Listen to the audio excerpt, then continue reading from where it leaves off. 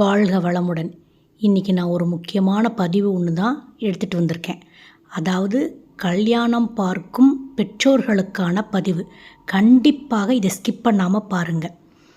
நம்ம குழந்தைகளுக்கு கல்யாணம் பார்க்குறோம் இல்லையா? இப்போ கல்யாணம் பார்க்கும்போது நமக்கு எதிர்பார்ப்புகள் ரொம்ப நிறையவே இருக்குது.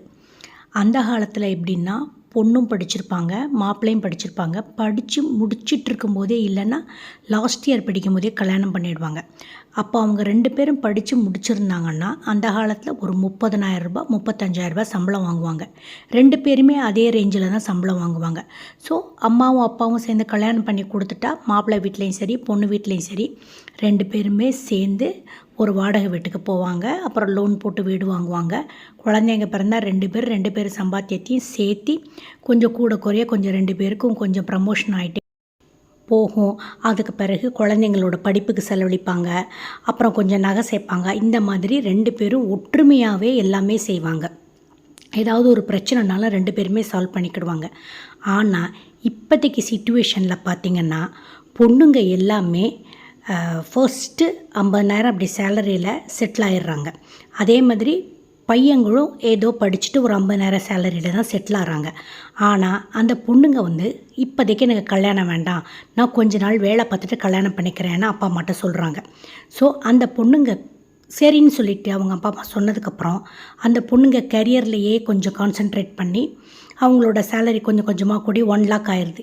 இந்த பசங்க ரொம்ப கரியர்லலாம் கொஞ்சம் கான்சென்ட்ரேட்டு பண்ண மாட்டேங்கிறாங்க. சில பசங்க நல்லா பண்ணி வந்துடுறாங்க, சில பசங்க பண்ண மாட்டேங்கிறாங்க. அப்படியே பண்ணி வந்தாலும் அவங்க என்ன பண்ணுறாங்க, அவங்க காசை அவங்க வீட்டில் அவங்க தங்கச்சி கல்யாணத்துக்கு அப்பாவுக்கு அப்படின்னு சொல்லி சில பசங்க கொடுத்துட்றாங்க. இந்த பொண்ணுங்க என்ன பண்ணுறாங்க, ஒரு பொண்ணு இருக்க வீட்டில் 2 பொண்ணு இருக்க வீட்டில் அவங்க அம்மா அப்பா ஒரு லோன் போட்டு அவங்க கொஞ்சம் காசு போட்டு இந்த பொண்ணு பேரில் ஒரு வீடு வாங்குறாங்க. இந்த பொண்ணு அந்த லோனை கட்ட ஆரம்பிச்சிருது. ஸோ அந்த பொண்ணுக்கு ஒரு வீடாகி போகுது.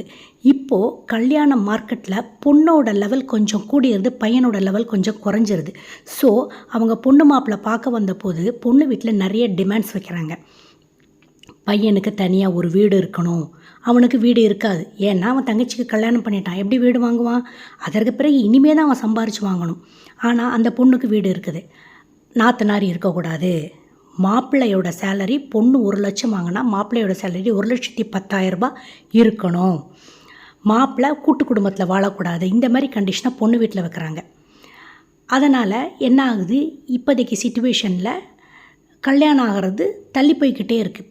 அதே மாதிரி மாப்பிள்ளை வீட்லேயும் சில டிமாண்ட்ஸ் வைக்கிறாங்க.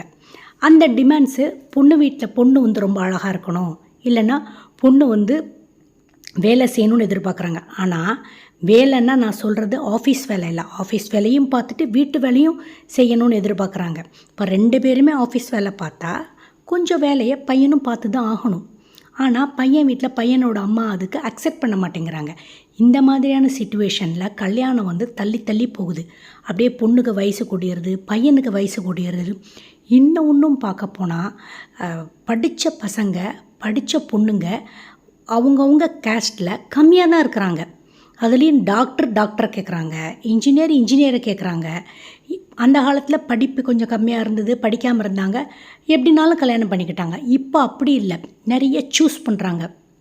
இதனால் கல்யாணம் தள்ளிக்கிட்டே போகுது. அந்த காலத்துல எல்லாம் வீடே இல்லாமல் கல்யாணம் பண்ணி கொடுத்துருக்காங்க.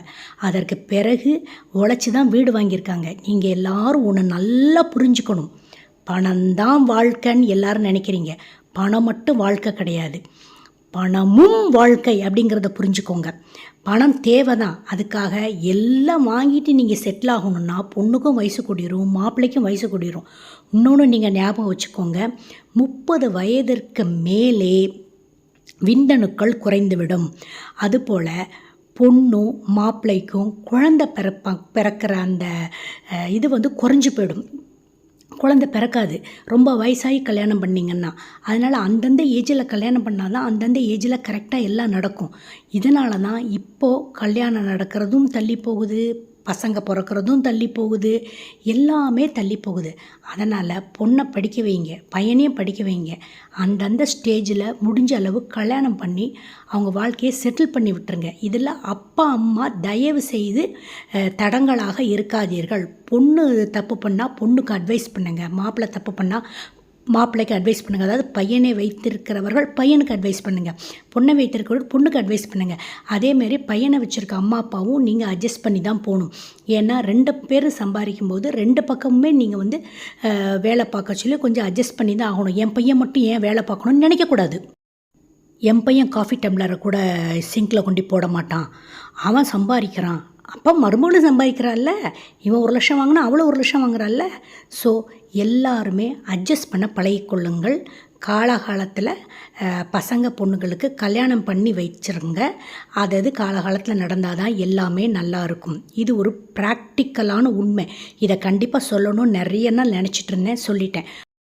நீங்கள் என்கிட்ட கேட்கலாம், என்ன மேம் குழந்தையெல்லாம் வந்து 30 வயசு 35 வயசில் கல்யாணம் பண்ணாலும் பிறக்காதுன்னு சொல்கிறீங்க, அந்த காலத்துலலாம் 80 வயசில் கூட பிறந்ததில்லைன்னு. கரெக்டு தான். அந்த காலத்தில் எந்த ஒரு கெட்ட பழக்கமும் இல்லாமல் வயல்வெளியில் வேலை பார்த்து சுத்தமான காற்றை சுவாசித்து ஆரோக்கியமான வாழ்க்கை வாழ்ந்தார்கள். 80 வயதிலும் குழந்தை பிறந்தது, ஒத்துக்கொள்கிறேன். ஆனால் இப்போ இருக்க சிச்சுவேஷனில் எல்லா கெட்ட பழக்கமும் பையனுக்கும் இருக்குது, ஏன் பொண்ணுக்கும் கூட இருக்குது. பப் இருக்குது, எல்லோரும் குடிக்கிறாங்க, எல்லா சேட்டைகளும் பண்ணுறாங்க. அதனால் சின்ன வயசுலேயே உடம்பு ஆரோக்கியத்தை இழந்து விடுகிறது. அதனால் கரெக்டான ஸ்டேஜில் நீங்கள் கல்யாணம் பண்ணி வச்சிங்கன்னா கரெக்டாக எல்லாமே நல்லபடியாக நடக்கும். அடுத்து ஒரு சூப்பரான பதிவில் உங்களை நான் சந்திக்கிறேன். அது வரைக்கும் காத்துக்கிட்டே இருங்க. டாடா, பாய்.